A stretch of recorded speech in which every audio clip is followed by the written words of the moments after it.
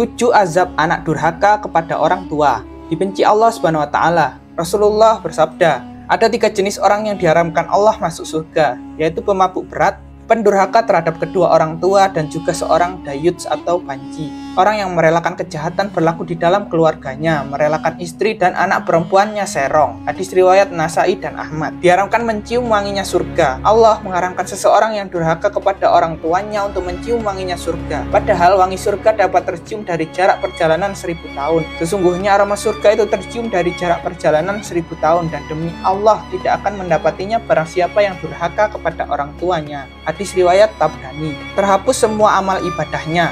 Rasulullah bersabda, ada 3 hal yang menyebabkan terhapusnya seluruh amal, yaitu syirik kepada Allah, durhaka kepada orang tua, dan seorang alim yang dipermainkan oleh orang dulu. Hadis riwayat Tabrani. Dosa-dosanya tidak akan diampuni. Allah tidak akan memberikan ampunan kepada seorang anak yang durhaka kepada orang tuanya. Ancaman ini telah diriwayatkan Rasulullah SAW dalam sebuah hadis yang artinya, berbuatlah sekehendakmu, sesungguhnya aku tidak akan mengampuni. Dan dikatakan kepada orang yang berbakti kepada orang tua bahwa berbuatlah sekehendakmu, sesungguhnya aku mengampunimu. Hadis riwayat Abu Nuaim. Tidak diterima sholatnya oleh Allah Subhanahu wa taala. Azab anak durhaka lainnya adalah sholat yang dikerjakan tidak akan diterima oleh Allah Subhanahu wa taala. Sebaik dan sekusyuk apapun, Allah akan tetap menolak sholat anak yang durhaka kepada ibunya. Dalam sebuah hadis, Rasulullah berkata, Allah tidak akan menerima sholat orang yang dibenci kedua orang tuanya yang tidak aniaya terhadapnya. Hadis riwayat Abu Al-Hasan bin Ma'ruf. Menerima azab di dunia. Rasulullah SAW bersabda, setiap dosa akan diakhirkan oleh Allah sekehendaknya sampai hari kiamat, kecuali dosa mendurhakai kedua orang tua. Sesungguhnya Allah akan menyegerakan balasan kepada pelakunya di dalam hidupnya sebelum mati. Dibenci Allah Subhanahu wa taala.